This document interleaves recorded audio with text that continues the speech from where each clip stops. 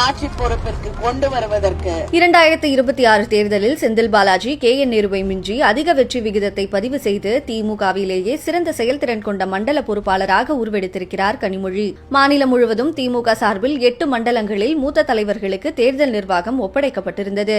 இதில் தென் தமிழகமான திருநெல்வேலி, தூத்துக்குடி, தென்காசி மற்றும் கன்னியாகுமரி ஆகிய பகுதிகளில் உள்ள 22 தொகுதிகளில் தேர்தல் பிரச்சார ஒருங்கிணைப்பை கனிமொழி மேற்பார்வையிட்டார். இந்த 22 தொகுதிகளில் விஜயின் தாக்கத்திற்கு மத்தியிலும் சுமார் 13 தொகுதிகளில் திமுகவிற்கான வெற்றியை பதிவு செய்திருக்கிறார் கனிமொழி.